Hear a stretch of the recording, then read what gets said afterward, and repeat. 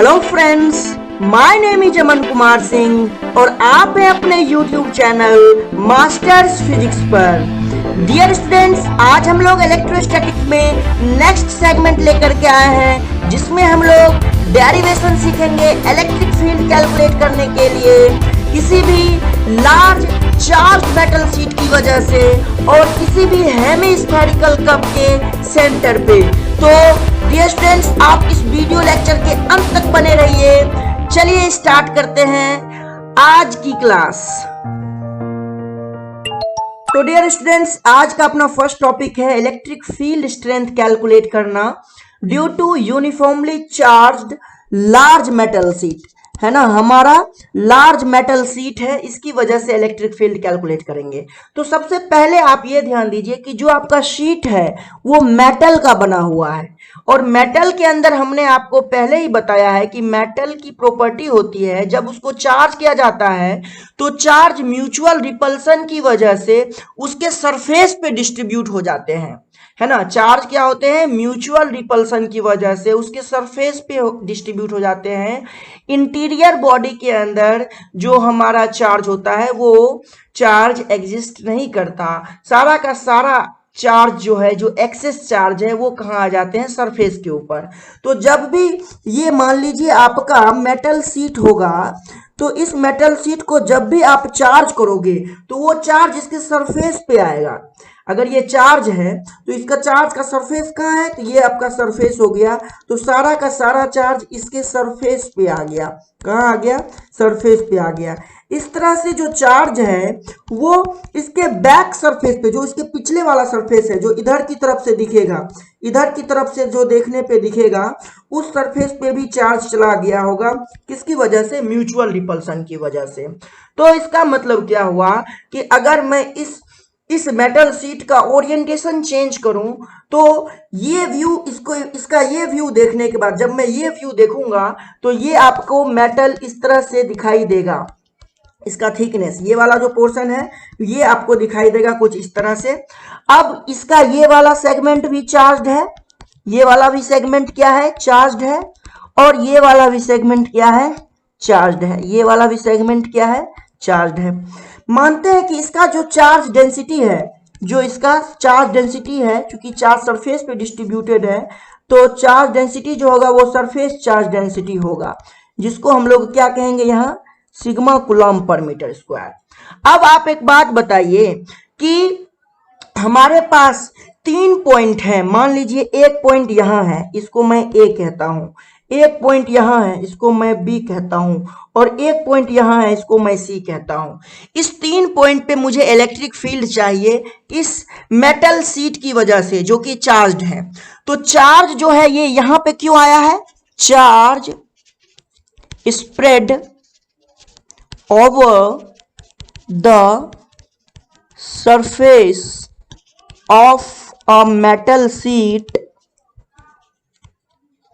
due to mutual repulsion। इसके बारे में मैंने क्या पहले ही डिस्कस कर दिया है। आप हमारे इलेक्ट्रोस्टैटिक्स का बेसिक लेक्चर वीडियो जो है उसमें जाएं और वहां पे आपको बहुत अच्छी तरह से हमने समझाया हुआ है। अगर कोई भी स्टूडेंट यहाँ पे कॉन्सेप्ट समझने में लैक कर रहा है तो मैं आपको सजेस्ट करूंगा कि आप हमारे प्रीवियस लेक्चर वीडियोज को देखें, इलेक्ट्रोस्टैटिक्स के स्टार्टिंग के लेक्चर वीडियोज देखें, आपको कॉन्सेप्ट वहां से समझने को मिलेगा। अब ये आप जानते हैं कि अभी हमने प्रीवियस लेक्चर में सॉल्व किया था कि किसी भी शीट की वजह से इलेक्ट्रिक फील्ड किसी पॉइंट पे होता है सिग्मा अपॉन में 2 एप्सिलॉन नॉट। तो ऑब्वियस सी बात है कि इस मेटल शीट के लिए हमारे पास अब 2 सरफेस हो गया। ये सरफेस है हमारा सरफेस 1 और ये सरफेस जो है, ये सरफेस हो गया हमारा सरफेस 2। किसी भी एक सरफेस की वजह से, हमने जब शीट में पढ़ा था तो पूरा का पूरा शीट जो था वो एक सरफेस की तरह ट्रीट हो रहा था, क्योंकि चार्ज जो है वो क्या था, जहां हमने प्लेस किया था चार्ज वहीं था, तो पूरा का पूरा वो एक सरफेस था, और उसकी वजह से इलेक्ट्रिक फील्ड आया था सिग्मा अपॉन में 2 एप्सिलॉन नॉट। अब जो हमारे पास दो सरफेस हो गए हैं, एक सरफेस ये और एक सरफेस ये, दो सरफेस है। तो अगर मैं पहले सरफेस की वजह से बात करूं, तो पहले सरफेस की वजह से जो इलेक्ट्रिक फील्ड होगा उसका डायरेक्शन, चूंकि चार्ज पॉजिटिव है तो वो इधर की तरफ होगा, E1, वो कितना लिखेंगे, सिग्मा अपॉन में 2 epsilon not at point A, yes और नो। और इस सरफेस 2 की वजह से जो इलेक्ट्रिक फील्ड लिखेंगे वो क्या लिखेंगे, वो लिखेंगे E2, वो भी कितना होगा, क्योंकि सरफेस चार्ज डेंसिटी तो सिग्मा है, दोनों ही सरफेस के केस में है ना, दोनों ही सरफेस के लिए सरफेस चार्ज डेंसिटी सिग्मा ही रहेगा। ओके, तो सिग्मा अपॉन में 2 एप्सिलॉन नॉट हो जाएगा। तो टोटल इलेक्ट्रिक फील्ड जो एट पॉइंट ए आएगा, total electric field at point A जो आया वो क्या आया, वो आया आपका E1 प्लस E2, यही आया। तो ये कितना हो जाएगा, सिग्मा अपॉन में 2 epsilon not plus sigma upon में 2 एप्सिलॉन नॉट, यानी ये हो जाएगा सिग्मा अपॉन में एप्सिलॉन नॉट। यानी किसी भी मेटल सीट की वजह से किसी पॉइंट पे जो इलेक्ट्रिक फील्ड होता है वो कितना होता है, सिग्मा अपॉन में एप्सिलॉन नॉट। ये किसकी वजह से आया, due to large metal sheet, large metal sheet. अब बात करते हैं हम लोग बी पॉइंट पे। उसी तरह से बी पॉइंट पे अगर देखें तो बी पॉइंट पे 1 की वजह से इलेक्ट्रिक फील्ड का डायरेक्शन किधर होगा, वो इधर की तरफ होगा, E1। और E1 भी हमारा कितना होगा, सिग्मा अपॉन में 2 एप्सिलॉन नॉट होगा, क्योंकि इसका भी सरफेस चार्ज डेंसिटी सिग्मा है और इसका भी सरफेस चार्ज डेंसिटी सिग्मा है। उसी तरह सरफेस 2 की वजह से बी पॉइंट पे जो इलेक्ट्रिक फील्ड होगा वो कितना होगा, वो E2 होगा, और E2 भी हमारा कितना रहेगा, सिग्मा अपॉन में 2 एप्सिलॉन नॉट। तो टोटल इलेक्ट्रिक फील्ड जो लिखेंगे एट पॉइंट बी, वो क्या लिखेंगे, EB, EB equals to E1 plus E2। तो E1 भी है सिग्मा अपॉन में 2 एप्सिलॉन नॉट और E2 भी है सिग्मा अपॉन में 2 एप्सिलॉन नॉट, यानी ये कितना हो जाएगा, सिग्मा अपॉन में एप्सिलॉन नॉट EB हो जाएगा, है ना। यानी आपने क्या देखा, मेटल सीट के चाहे आप लेफ्ट में जाओ चाहे आप राइट में जाओ, जो नेट इलेक्ट्रिक फील्ड आएगा वो सिग्मा अपॉन में एप्सिलॉन नॉट होगा। और ये दोनों इंडिपेंडेंट है डिस्टेंस से, ये दोनों जो है इंडिपेंडेंट है फ्रॉम, इंडिपेंडेंट फ्रॉम डिस्टेंस, है ना, डिस्टेंस से इंडिपेंडेंट है ना। अब अगर मैं सी पॉइंट पे आऊं तो इनसाइड द मेटल सीट की अगर मैं बात करूं, एट पॉइंट सी अगर मैं लिखूं, तो आप बताइए कि अगर मैं एट पॉइंट सी लिखूंगा तो सरफेस 1 की वजह से इलेक्ट्रिक फील्ड किधर की तरफ होगा, इधर की तरफ होगा, और सरफेस 2 की वजह से इलेक्ट्रिक फील्ड किधर की तरफ होगा, इधर की तरफ होगा। तो E1 भी होगा सिग्मा अपॉन में 2 एप्सिलॉन नॉट और E2 भी होगा सिग्मा अपॉन में 2 एप्सिलॉन नॉट। तो E एट C जो लिखेंगे वो आप क्या देख रहे हैं कि C पॉइंट पे E1 तो इधर है और E2 जो है वो इधर है। E1 भी है सिग्मा अपॉन में 2 एप्सिलॉन नॉट और E2 भी है सिग्मा अपॉन में 2 एप्सिलॉन नॉट। तो EC को क्या लिखेंगे आप, बेसिकली E1 माइनस E2 लिख दीजिए या E2 माइनस E1 लिख दीजिए। तो यहां से क्या हो जाएगा, सिग्मा अपॉन में 2 epsilon not minus sigma upon में 2 एप्सिलॉन नॉट, यानी क्या हो गया, 0। यानी इनसाइड द मेटल सीट जो इलेक्ट्रिक फील्ड होता है वो क्या होता है, 0 होता है। किसी भी मेटल के इनसाइड इलेक्ट्रिक फील्ड जो होता है वो क्या होता है, 0 होता है। इस बात का आपको ध्यान रखना है, बहुत ही इंपॉर्टेंट रिजल्ट है ये आपके लिए, सभी रिजल्ट जो है इंपॉर्टेंट है। ये आउटसाइड द मेटल सीट आपका आया है, ये क्या आया है, आउटसाइड द मेटल सीट आपका रिजल्ट आया है। चलिए बढ़ते हैं हम लोग नेक्स्ट टॉपिक की तरफ। नेक्स्ट पार्ट है इलेक्ट्रिक फील्ड कैलकुलेट करेंगे हम लोग इस सेंटर सी पे, है ना। ये हमारा जो दे रखा है, ये हमें दे रखा है Hemy spherical cup.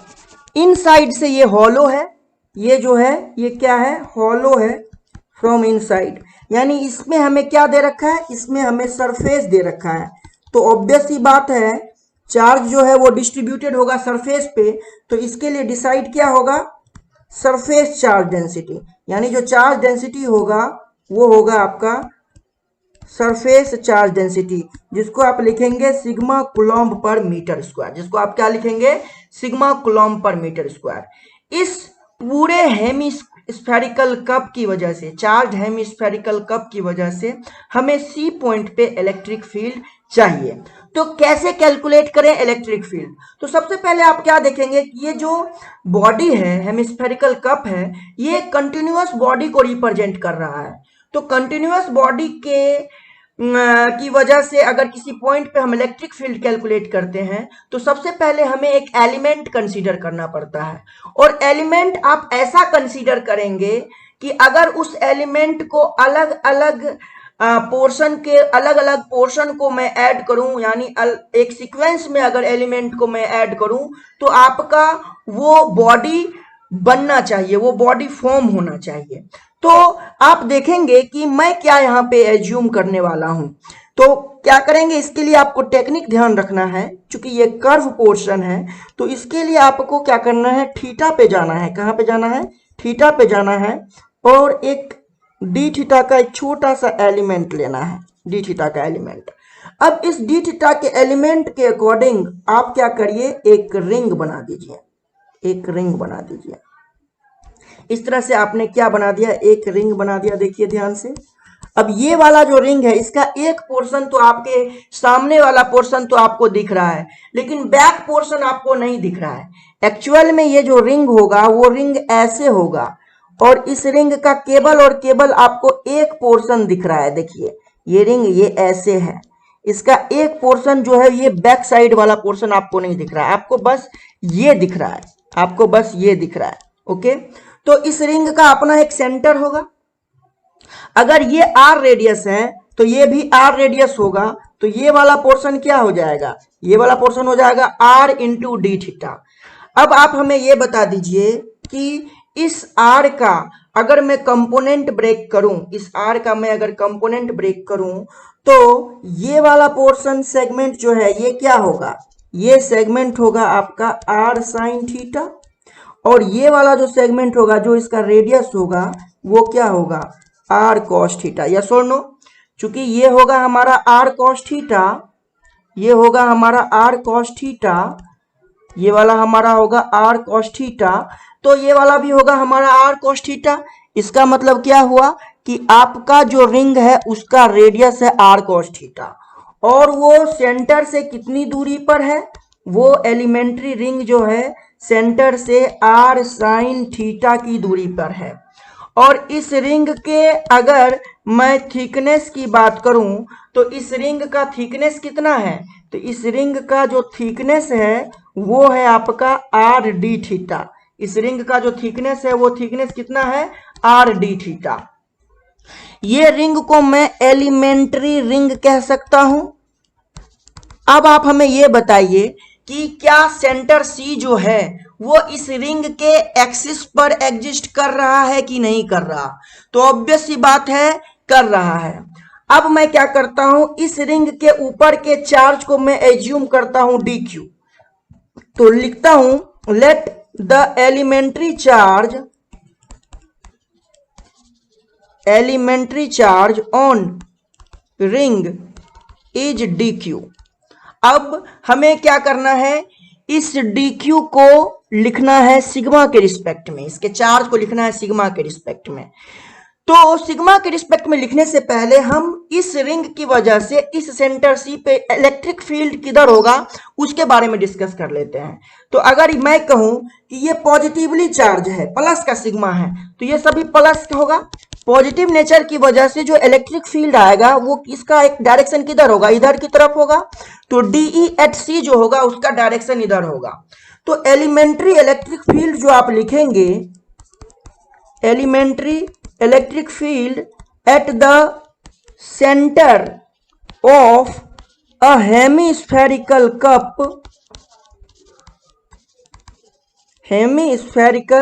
Cup due to ring will be, क्या लिखेंगे, देखिए DE at C equals to, formula ring का क्या होता है, देखिए स्टैंडर्ड फॉर्मूला होता है KQX by R square plus X square का पावर 3/2। यहाँ पे देखिए बच्चों Q जो है वो अपना DQ है, X जो है वो X रिंग के सेंटर से उस एक्सिस के पॉइंट का डिस्टेंस होता था, तो X हमारा यहाँ पे क्या होगा R साइन थीटा, तो X जो है वो हमारा क्या है R साइन थीटा। और जो रेडियस है वो रेडियस यहाँ पे हमारा कैपिटल R क्या है हमारा R cos थीटा, देखिए रिंग का रेडियस R cos थीटा है, तो रिंग का रेडियस हमारा है R cos थीटा। तो हम चलिए रिप्लेस करते हैं, K के जगह K ही रहेगा, Q के जगह DQ लिखेंगे, X के जगह R साइन थीटा लिखेंगे, अपॉन में R कैपिटल R के जगह हम लोग R cos थीटा का होल स्क्वायर लिखेंगे, और x के जगह r साइन थीटा का होल स्क्वायर लिखेंगे, और इसका पावर लिखेंगे 3/2। ओके, अब dq को हमें लिखने के लिए सीखना है, तो हम जानते हैं क्या, वी नो दैट